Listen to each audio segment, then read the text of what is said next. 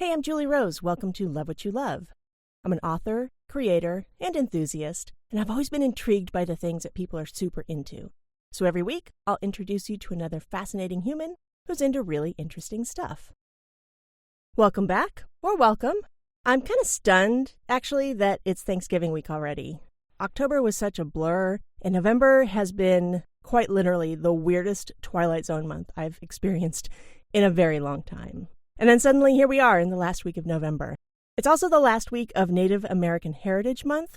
I'd highly recommend you check out episode 19, which is my chat with author and educator Corinne Rice about Indigenous culture. I would definitely recommend following that up with a visit to her Instagram, which I'll link in the show notes, where she provides education on a range of really important topics. The last week of November also means it's Thanksgiving here in the U.S. And listen, I totally understand that the traditional Thanksgiving narrative is problematic in the extreme, and it is total garbage and should be tossed out as such. But it's also pretty much the only time we as Americans actually stop and think about what we're really grateful for. I'm so grateful for people who are super passionate about what they love because they're bringing light to the world. I'm grateful for all of you, obviously, who are curious and open and believe in love and hope. And I'm grateful for this podcast, which has kept me sane and has provided shots of pure joy when I needed it the most this year. These have been challenging times, to say the very least. Here's to the beautiful souls who have made this year easier to bear. Speaking of, let's meet this week's guest.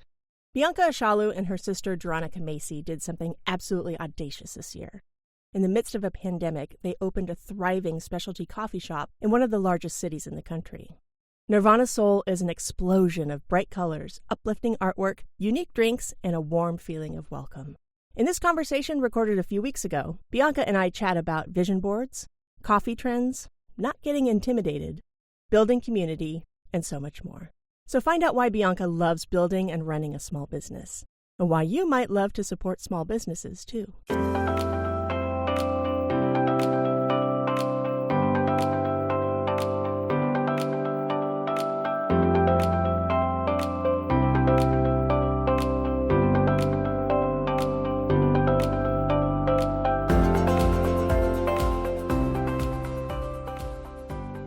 Bianca, thank you so much for joining me today. Hi, thank you for having me. I'm so excited to talk with you because, at least in San Jose, Nirvanasoul Coffee has been all over social media, and I'm really interested to know why a coffee shop and why right now? Like, what's behind that? Well, the coffee part of this actually started a long time ago. I'm in this business with my sister, Jeronica, and she's been in the coffee business for almost 20 years now.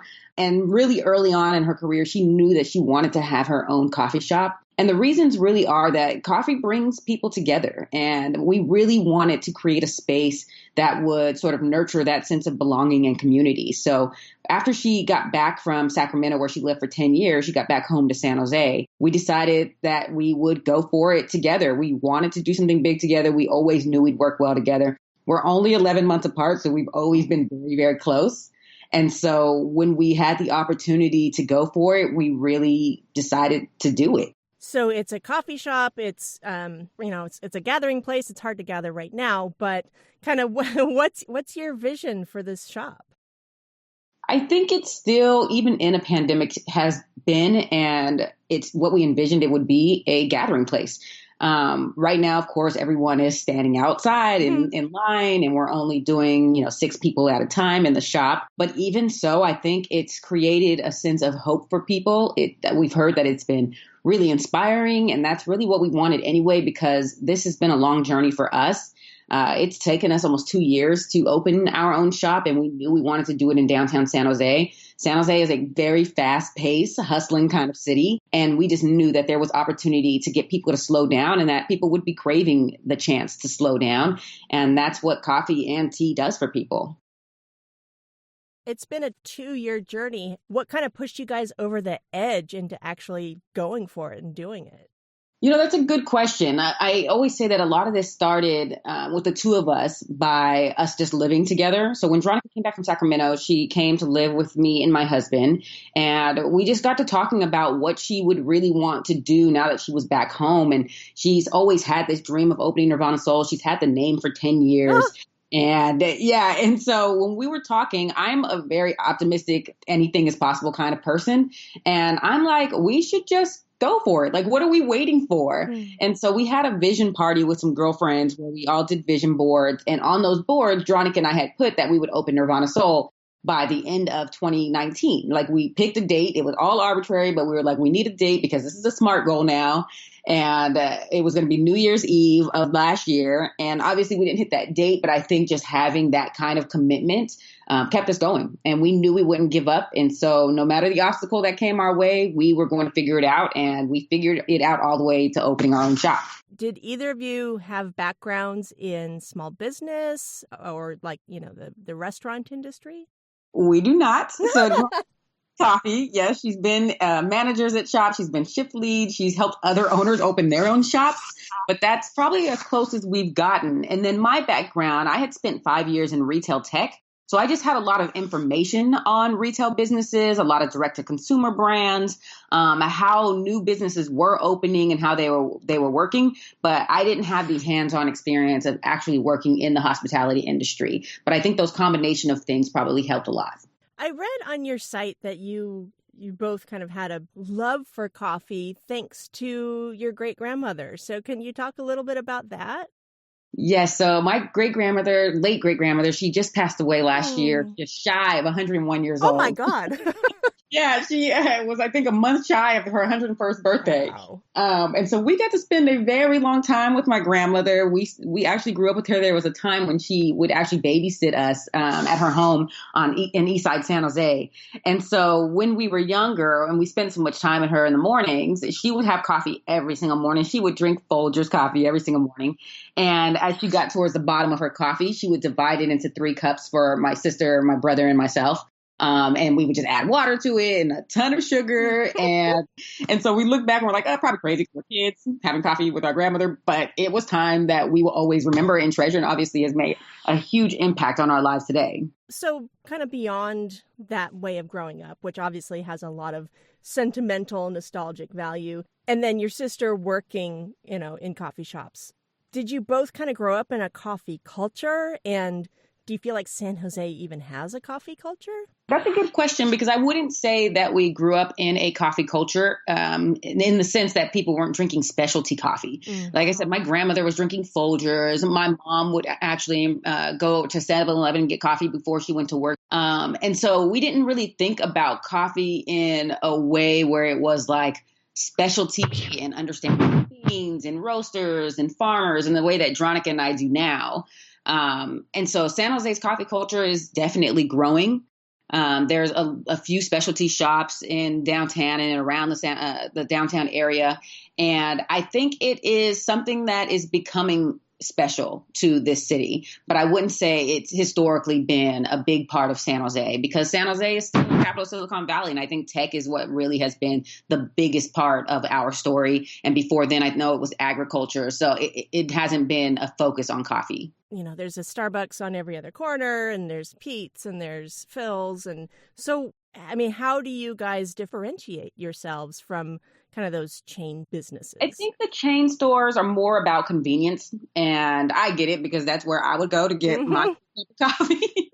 I always say my favorite tea is a Starbucks tea, a honey citrus mint tea. Nice. And so I get it. When you were just in a rush and you just want to go quickly and grab a cup of coffee, you're going to get a consistent experience there, and what experience you're going to get. And so there's a place for that. We're a third wave coffee shop. And so a lot of it is about the slowing down, about the quality of the beans, about where the beans come from, about coming in and getting that latte art and speaking with your baristas and growing a relationship with them. And so it's just a different experience, but I think there's a place for both. How did you go about learning about, where you source your beans and all that?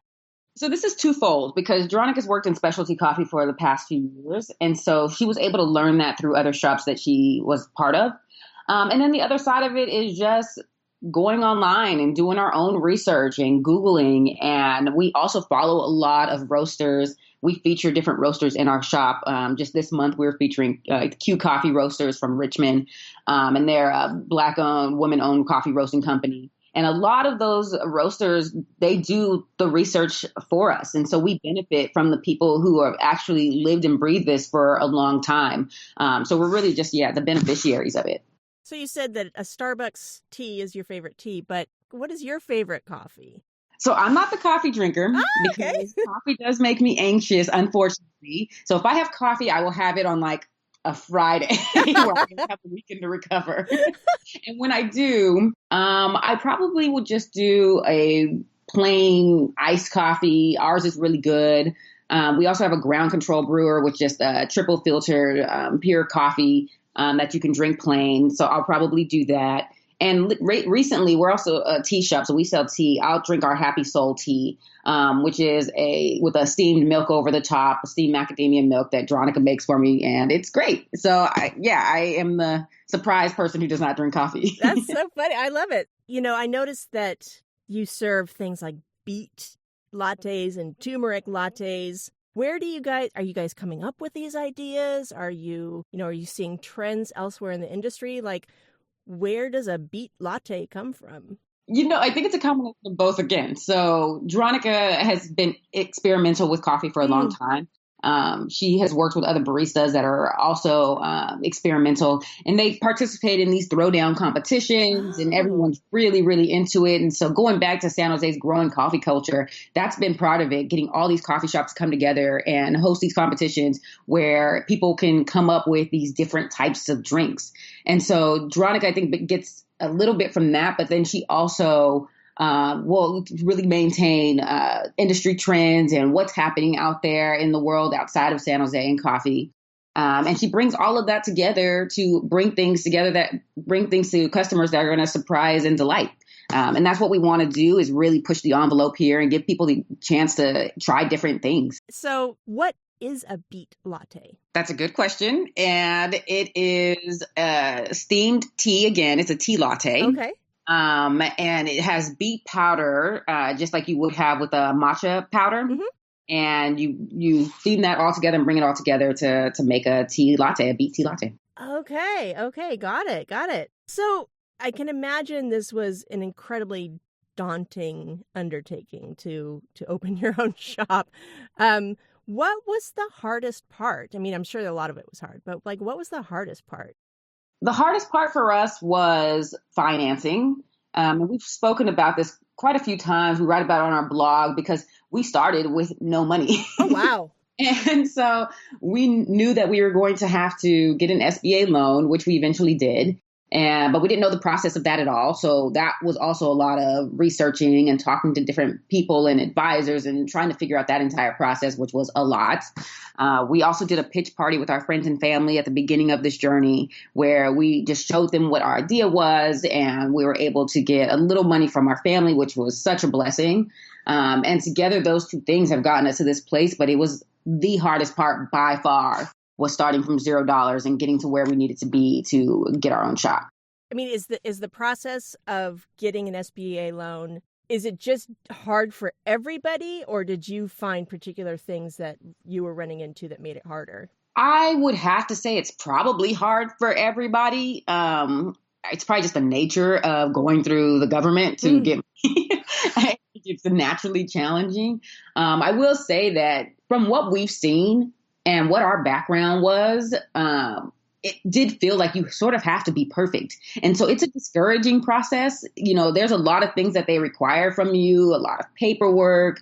There was a time when Jeronica had a student loan issue that was creating a blocker for us to move forward, but the banks weren't allowed to tell us that. So we were kind of trying to figure out why we were getting blocked.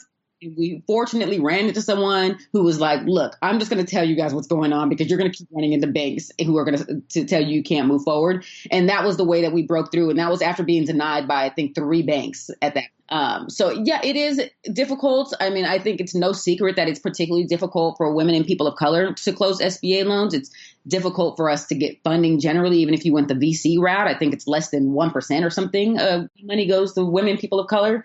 And so we sort of anticipated that would be a challenge. But just like anything else with that, is we were like, we're just going to keep moving forward no matter what. And we knew there had to be a way. And fortunately, we broke through and it happened. I mean, we couldn't tell you the magic of how all this came together. And we always joke, like, hopefully we're a real business because there was a lot of paperwork. Yeah. Oh my God. I can imagine. So you had a goal of like, December 31st, 2019. You actually opened, it was the summer? September 26th, 2020. Got it. Yeah. Yeah. So, there's obvious challenges of opening during a pandemic, but were there gifts within the pandemic that helped you open, or was there anything that like kind of helped turn things around for you that seemed like they were going to be really difficult, but actually were a blessing?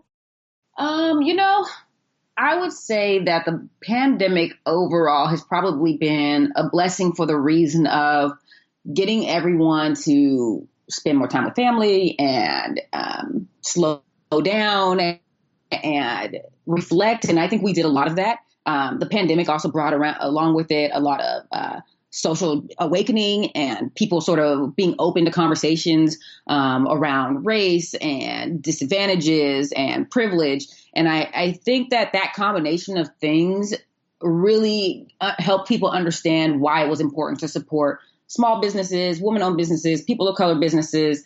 And so that probably has been the unexpected blessing of this whole thing, is that people are genuinely coming out to support us because they want us to win. They want us to be successful. And I don't know if we otherwise would have had that much support without that.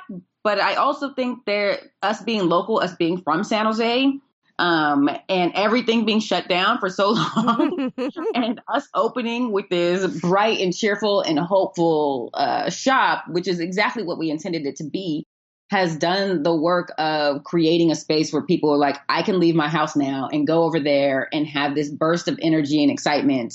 And that's a good break in the day. So I think it was just a lot that happened that sort of made this all come together and be such a great grand opening. How did you guys choose? I mean, it's a very bright, exciting color palette, and, the space is so open. Was the space first and then like the concept and the color palette, or was the space just like, well, there's something there, let's grab it? We lucked out with this space, actually. So this was the first place that we looked at when we said we were going to do this. We got a tip that they were selling right as we were looking to buy. So Cafe Frascati had been in San Jose for, I want to say, 13 years or so. And it was a staple, and people very much loved that shop. It had open mics, and it had this tradition of bringing people together in the same way that we did. And so when we found that out, we were like, this would be perfect. But we couldn't reach an agreement with them. And this was last year, beginning of last year or so. And so we went out looking at other shops. Our brand was going to be our brand no matter where we ended up. And we were preparing to do a full build if we had to. But Frascati actually came back to us about 6 months later or so and asked if we were still interested. And then we were able to reach a deal with them. And so Frascati had a different style. It was an Italian coffee shop. It was very wood-based. It was dark in there. But that was part of their theme and their style for the Italian coffee shop. We knew that we wanted to be brighter, colorful, more open. We wanted people to be able to see all the way through the shop. And part of that is because we felt like our personalities are a little bit more bright and cheerful, and specialty coffee shops tend to be a little bit more, a little darker in their brands, or they're very, very plain and white and sterile. And we just were like, that doesn't fit who we are. And we think that people would enjoy being in something that's a little bit more fun and accessible. And we've seen that with how many people come in who this is their first time ever visiting a specialty coffee shop because they just didn't fit in the brands of those other companies, I guess. And so, yeah, it's been really, really exciting, and we wanted to be comfortable. And I think we created a space that is very, very comfortable for people. Because there's a real perception that specialty coffee shops are like, I mean, I know this is an ancient term now, but like, it's for hipsters and for, you can only get pour over coffee and blah, blah, blah. So, yep. So there's this whole market that you were able to tap into. That's fascinating. Oh, totally. We always say, like, this isn't just us getting a piece of the pie. We feel like we expanded the pie because there were so many people who were not part of that that group, like you were saying, like the hipster group or whatever that comes together under what it used to be. And we were just like, everyone drinks coffee or tea or loves waffles. So let's make sure that they are included in this scene. Yeah. So tell me about the waffles. That's a definite differentiator, I think. I've never Yeah. seen a coffee shop that has waffles. So tell me about that. I was just telling Jeronica yesterday, like, when did we become a restaurant? Because people come in and they're like, can I get 5 waffles? We're like, what? So we're like, do we need to become like waffle purveyors? Because, Jeronica worked in shops that would do toast or other things. And she just was like, the effort that it took to put toast together was more than she wanted to do at her own shop. And so we just got to thinking, like, what are things that we love that we think would be faster? And I think it was probably her that came around to like, why not waffles? And there's not a waffle place, a breakfast place that I love here in South San Jose that we were like, oh yeah, I want our waffles to taste like this. And they were just plain. And so my husband happens to be like a home chef. And, I've always wanted to push him to his own restaurant. He came up with these different recipes for us. So we have a sweet waffle, which is a churro waffle. We have 2 savory waffles. One is a chorizo con queso waffle, and the other is a bacon cheddar waffle.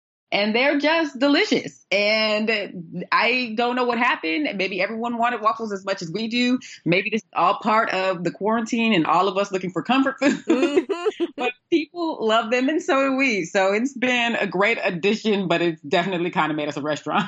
So it's got to be, it sounds like you and your sister get along very well. What's it like actually working with your sister?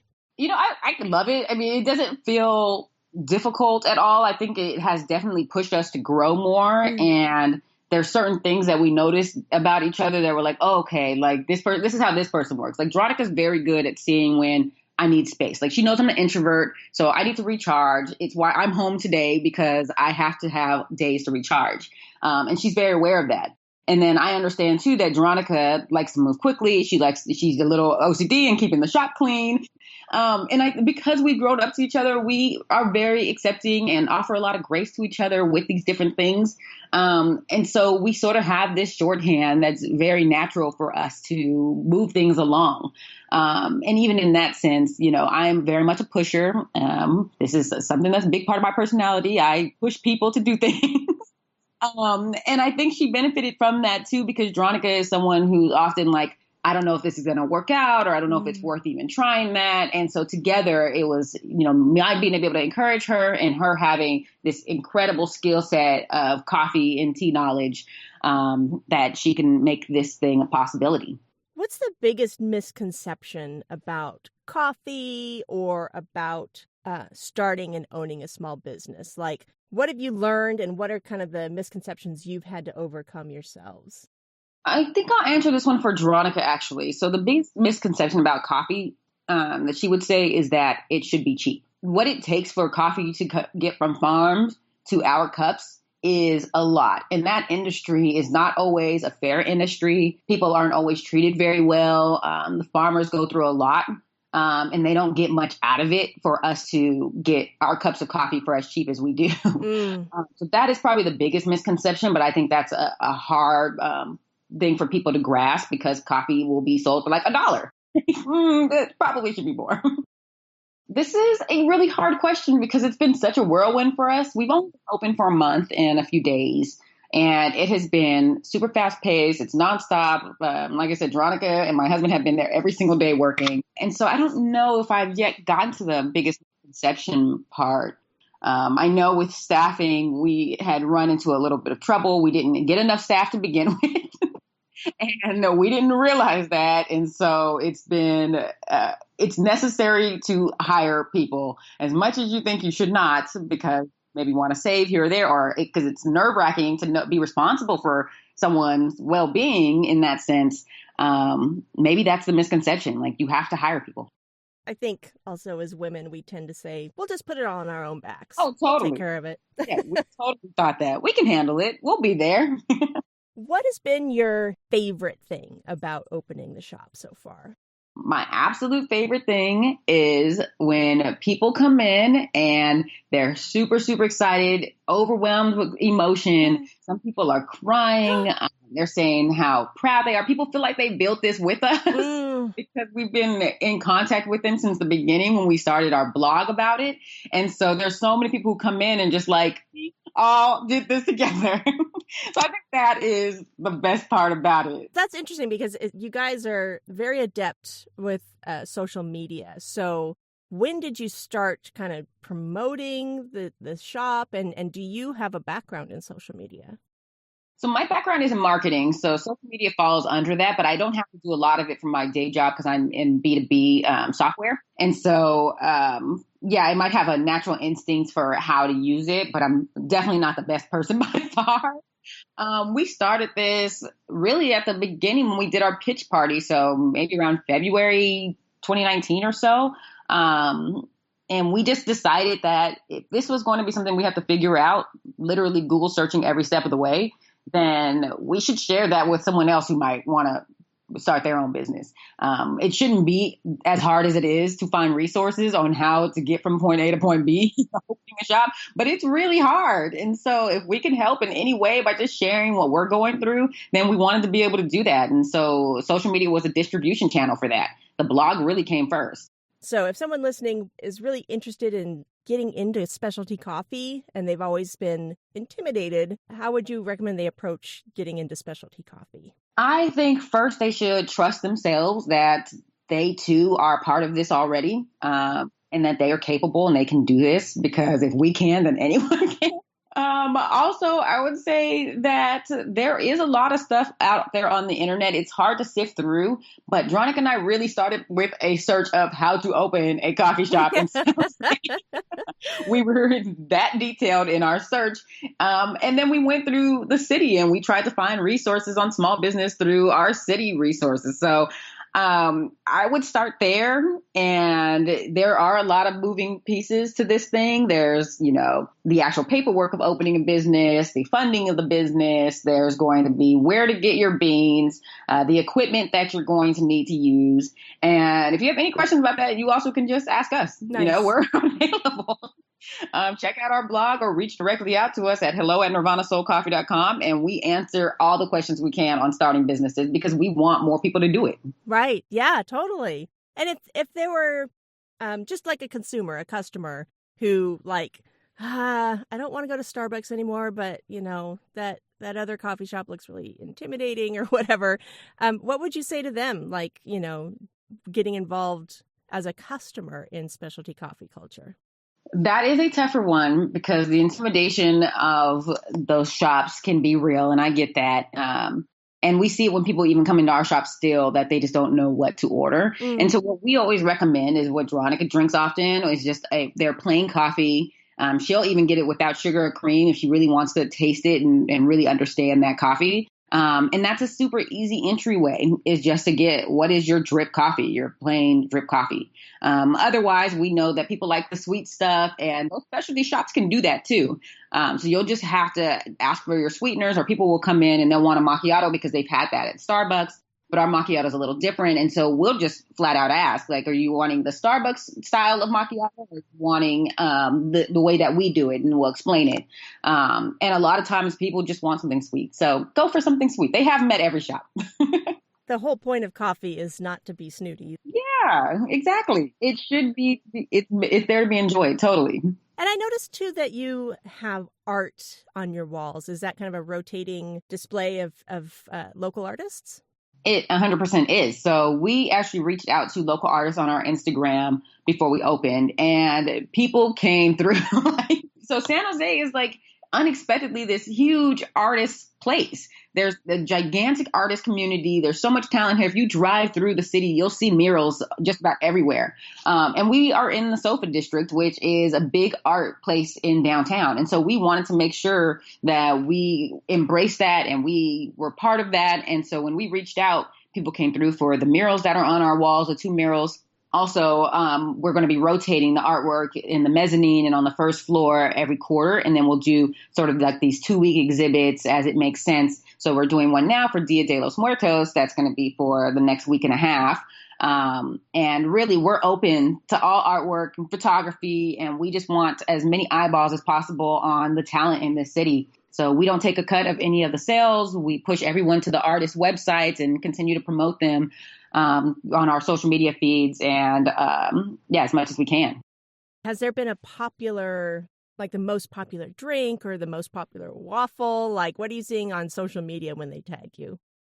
So on the waffle side, my husband always says the most popular waffle is the barista's favorite at the register.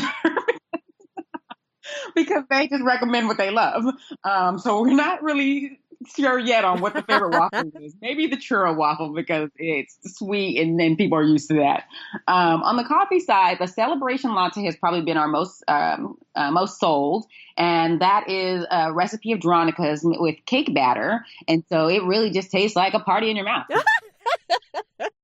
So has this whole process, it's been a long process, has it sparked any new interests for you kind of beyond the business and the coffee? I don't think so just yet. So I'm a marketer in this whole thing. And so I just love everything about marketing. I love that I get to do it with consumers now because my whole career has been business to business. And so I really just want to build Nirvana Soul into something greater.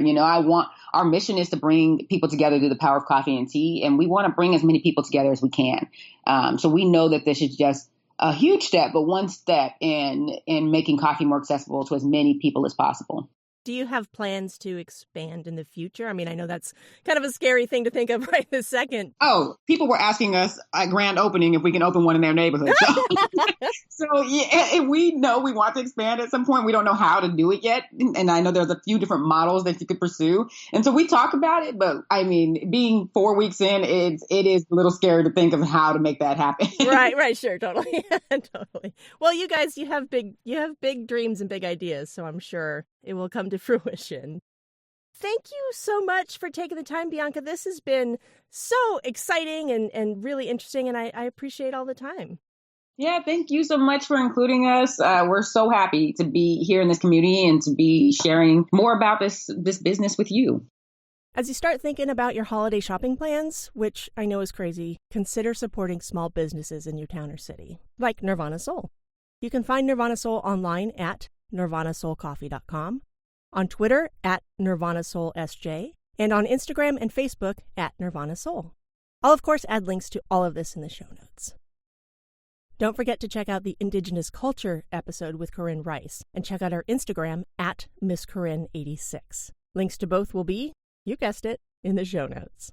Just a reminder that you can find the podcast on Instagram at LoveWhatYouLovePod, on Twitter at WhatYouLovePod, and the website is lovewhatyoulovepod.com.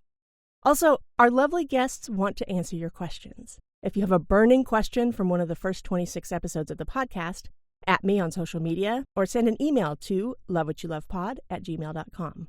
I'll compile the answers and share them on a future episode. I would really appreciate it if you could support the podcast by leaving a rating or review on Apple Podcasts, even if that's not where you listen. Or please spread the love and share about the podcast on social media. Thank you so much to everyone who has rated, reviewed, and socialed already. Zeke Rodriguez-Thomas at Mind Jam Media provides amazing editing assistance. You can find Zeke at mindjammedia.com. Also, just a reminder that all of the transcripts for Love What You Love episodes are available for everyone on the website. Thanks to the wonderful Emily White, as always, for the fantastic transcripts and the moral support. If you need transcripts, reach out to her at hireemilywhite@gmail.com. The music for Love What You Love is called Inspiring Hope by Pink Sounds. A link to that artist is included in the show notes. Okay, y'all, go out there and love the hell out of whatever and whoever you love. We all need it more than ever. Thanks for listening. Let's hang out again soon.